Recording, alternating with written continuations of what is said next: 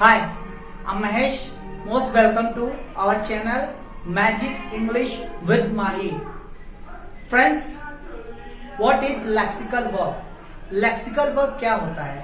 आज हम इसी के बारे में आपको बताने जा रहे हैं। बट शुरू करने से पहले अगर आपने हमारे चैनल को सब्सक्राइब नहीं किया तो प्लीज अभी सब्सक्राइब कर लीजिए और सब्सक्राइब के बगल में जो घंटी का निशान है उसे जरूर प्रेस कीजिएगा, जिससे हमारी आने वाली हर वीडियो की नोटिफिकेशन आपको पहुंचती रहे। Thank you.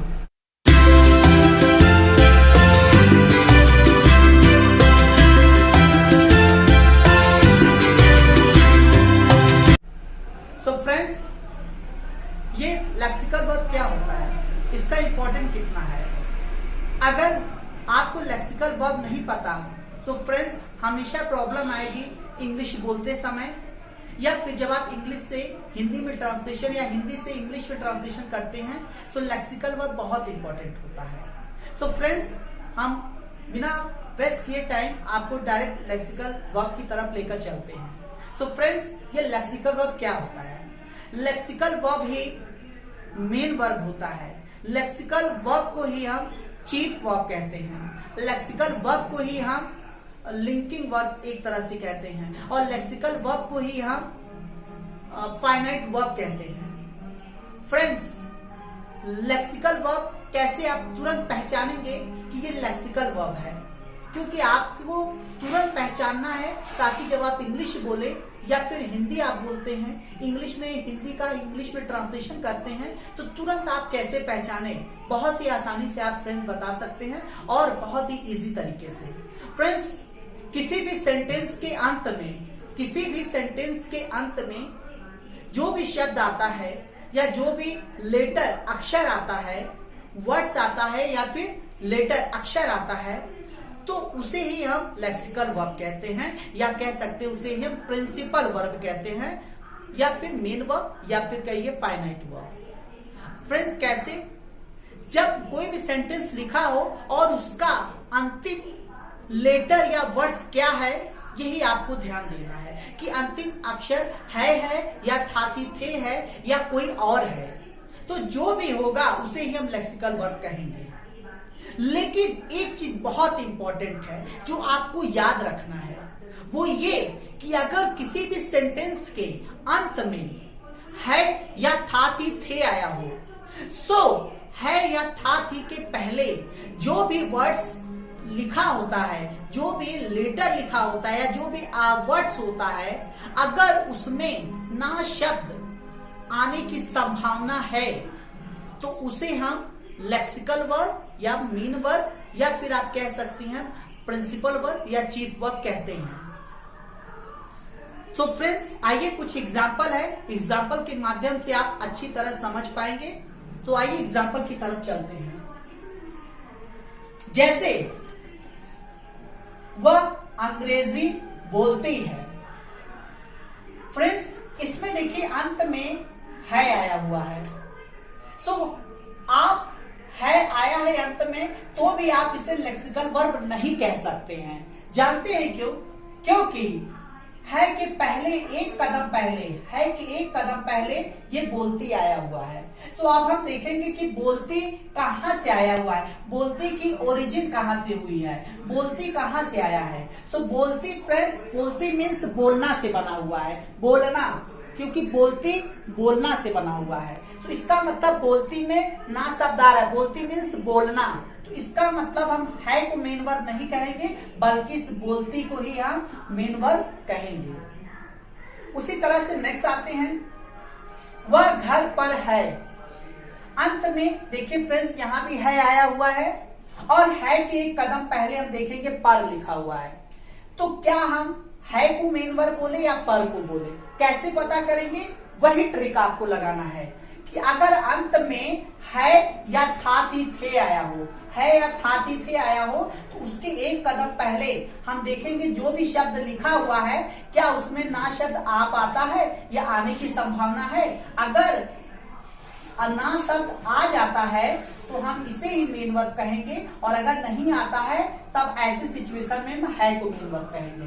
सो है के पहले पर दिया हुआ है। सो क्या पर में ना लग सकता है? क्या पढ़ना हो सकता है? जैसे बोलती है तो बोलना हो सकता है, पर है तो पढ़ना नहीं हो सकता है, इसलिए हम यहाँ पर है को मेन वर्ब बोलेंगे या लेक्सिकल वर्ब। नेक्स्ट आइए, वह पढ़ना चाहती है। वह पढ़ना चाहती है, इसमें भी देखिए अंत में है आया हुआ है। तो है कि एक कदम पहले हम देखेंगे क्या लिखा हुआ है, चाहती।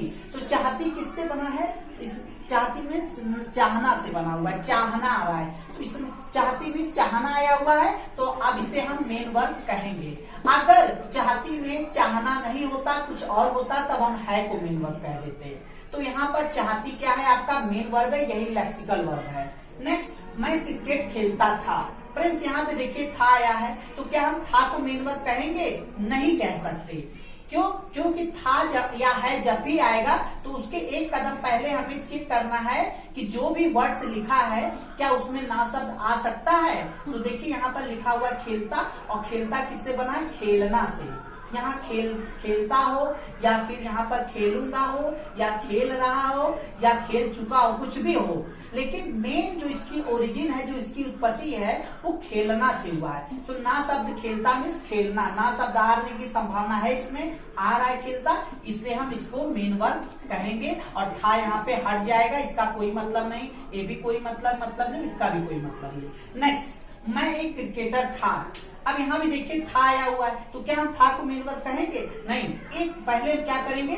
चेक करेंगे था के एक कदम पहले कि जो भी वर्ड्स लिखा है उसमें क्या ना शब्द आ पा रहा है। अगर ना शब्द आएगा तो इसी को मेन वर्ब कहेंगे, और अगर ना शब्द नहीं आया है तब हम था को मेन वर्ब कहेंगे। तो था के एक कदम पहले क्रिकेटर लिखा हुआ है, तो क्रिकेटर ना तो होगा नहीं, इसलिए हम क्रिकेटर को मेन वर्ब ना करके था को हम मेन वर्ब यहाँ पर कहेंगे। लेकिन याद रहे, था या है, हो, कुछ भी हो, उसके एक ही कदम पहले आपको देखना है, 2 कदम 3 कदम पहले नहीं, केवल 1 कदम पहले।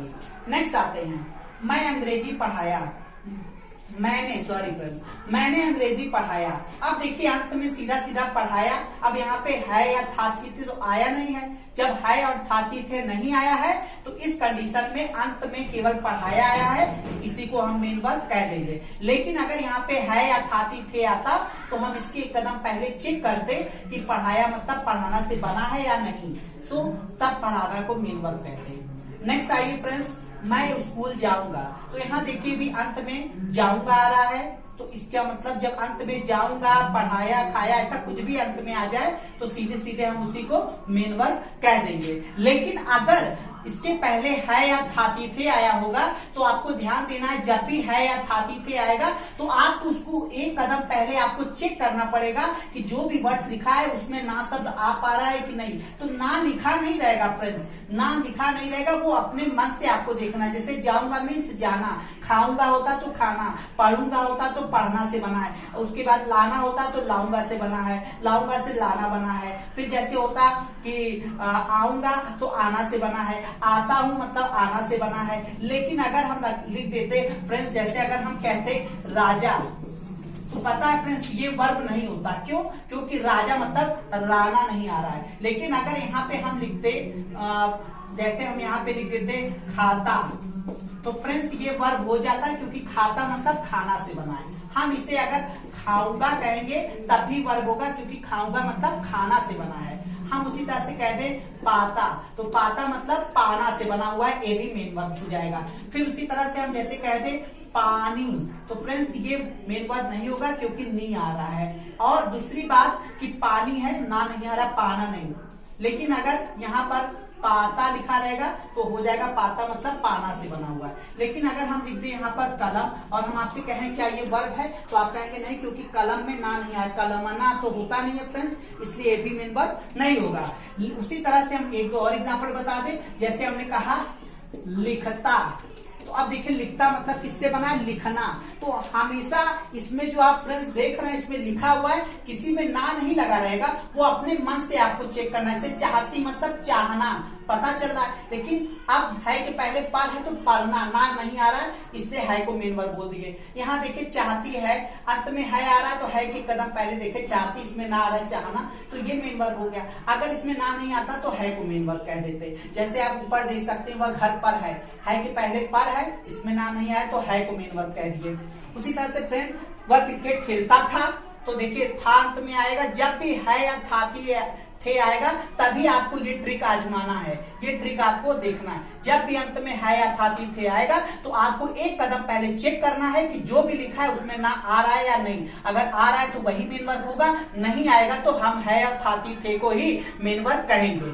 तो खेलता खेलना से बना हुआ है, क्रिकेटर इसमें ना नहीं आ रहा है इसलिए था को मेन वर्ब कह दिया। पढ़ाया सीधे सीधे अंत में आ रहा है तो ये मेन वर्ब हो गया। जाऊंगा मतलब जाना से बना मेन वर्ब हो गया। सो फ्रेंड्स, आई होप आपको समझ में आया होगा। सो थैंक यू, अपना ख्याल रखें। Thank you, be happy.